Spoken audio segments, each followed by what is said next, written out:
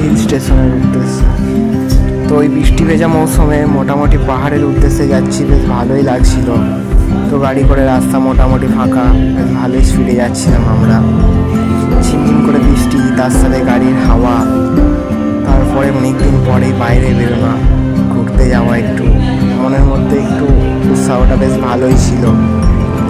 তো যেতে যেতে ওভারব্রিজের উপর দিয়ে যাচ্ছি আসছি, বেশ ভালোই লাগছিল। তো আস্তে আস্তে গ্রামের দিকে ঢুকে পড়ছি আমরা। চারিদিকে শুধু গাছ, গ্রামের মতনই বেশ ভালো লাগছিল।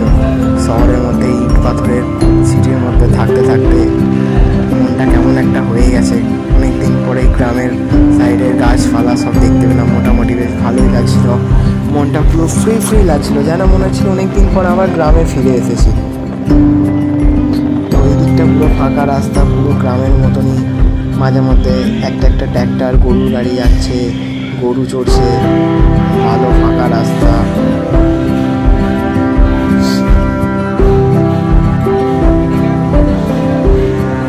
তারপরে আমরা চলে এলাম একটি গ্রামের মাঝখান দিয়ে রাস্তা। গ্রামের মধ্যে যেরকম ঢালাই রাস্তা, এখানে সেম ঢালাই রাস্তা। তারপরে আবার একটা হাইওয়ের মধ্যে উঠে পড়লাম, নর্মাল 2 লেনের রাস্তা। রাস্তা দিয়ে আস্তে আস্তে যেতে যেতে আমরা চলে এলাম পাহাড়ের কাছে। এই জায়গাটা চারিদিকটাই পাহাড় দিয়ে ঘেরা। আমরা তো প্রথমে বুঝতে পারছিলাম না। তারপর এখানে গাড়ি পার্কিংয়ের জন্য পয়সা নিয়ে এলো। তারপর এখানে নাকি সিংহ আছে, এখানে এই ব্যানারটিতে লাগানো ছিল। এই ব্যানারটায় দেখানো যাচ্ছে, এখানে লেখা আছে সিংহ আছে এই জঙ্গলের মাঝখানে। মোটামুটি 2 সাইডটা ঘন জঙ্গলই, এরকমই ছোটো ছোটো গাছ, বন জঙ্গল হয়ে রয়েছে। এখানে বলা যায় না, সিংহ তো থাকতেও পারে। তাই আমরা একটু চোখ কান খোলা রেখে যেতে শুরু করলাম আস্তে আস্তে। তো ওই দূরে দেখা যায় পাহাড়। তো মনের মধ্যে একটু উৎসাহ বেড়ে গেল, পাহাড়ের কাছাকাছি চলে এসেছি। খুব কি মজা, কিছুক্ষণ পরেই পাহাড়ে উঠবো। তো পাহাড়ের মধ্যে মোটামুটি উঠেই পড়েছি। আমরা জানি না যে পাহাড়ের মধ্যেই আছি, আস্তে আস্তে পাহাড়ের দিকে উঠছিলাম, একটা নিচু জায়গাটায়। সাইডে বাঁশ গাছ, একদিন পর ভেজা ভেজা রাস্তা, রাস্তায় এদিক ওদিক জল দাঁড়িয়ে আছে, আঁকা বাঁকা পাহাড়ি রাস্তা দিয়ে যাচ্ছি। চারিদিকে দেখছি শুধু পাহাড় ছোট ছোট।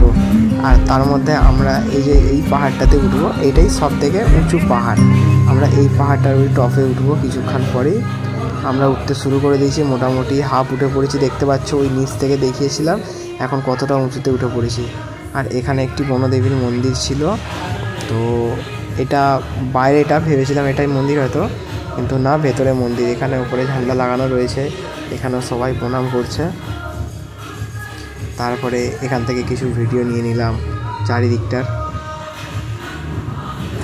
বেশ ভালোই লাগছিল।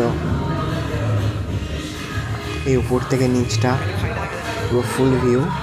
এবার উপরে উঠে পড়েছি, তারপর আবার নিচে নেমে পড়লাম, বাড়ি যেতে হবে। এর পাশেই একটা ঝর্ণা ছিল, তো ঝর্ণার উদ্দেশ্যে আমরা বেরিয়ে পড়লাম। যেতে যেতে রাস্তায় আবার গরু দেখতে পেলাম, অনেক গরু যাচ্ছে হেঁটে হেঁটে। এক পাল গরু এক রাখাল চড়িয়ে নিয়ে যাচ্ছে, এই যে দাঁড়িয়ে আছে, গরুগুলো খেয়াল রাখছে। ওই দাদারা চলেই এসেছে পেছনে। এইগুলো সাইডে ছোট ছোট ফার্ম হাউস, এখানে প্রচুর ফার্ম হাউস আছে। তারপরেই আমরা চলে এলাম ঝর্ণায়। ঝর্ণাটা দেখে তো বেশ সুন্দর মনে হচ্ছিল, জলেই নেমে পড়ি। গ্রাম বাংলার ছেলে বলে কথা, তো নামার ইচ্ছা হচ্ছিলো কিন্তু নামলাম না, ওপর থেকেই দেখলাম। তারপরে ঝর্ণায় নেমে কিছু ফটো তুলে নিলাম, চারিদিকটা দেখলাম। তাও কত লোক এসেছে এই ঝর্ণার মধ্যে চান করার জন্য, কত লোক নেমেও পড়েছে ওই দূরে দূরে, প্রচুর বাঙালি আছে। তাও রাস্তায় যেতে যেতে সব থেকে অদ্ভুত লাগলো এই ফার্ম হাউসের গেটটি। যেন দূর থেকে দেখে মনে হচ্ছিলো কোনো একটা বিল্ডিং হেলে পড়েছে, কিন্তু না, অ্যাকচুয়ালি এটাই এরকম। তারপরে আমরা চলে এলাম এই তাপ্তি নদী। এটা সুরাটের তাপ্তি নদী। এই তাপ্তি নদীটা পুরো সুরাটটাকে ঘিরে রয়েছে।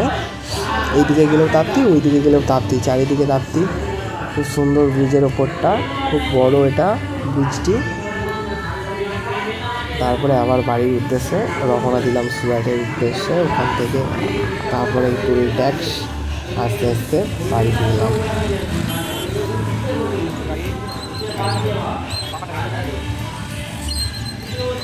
বন্ধুরা, ভিডিওটি ভালো লাগলে লাইক শেয়ার কমেন্ট করে পাশে থেকো। আবার দেখা হচ্ছে নতুন এক ভিডিওয়ে।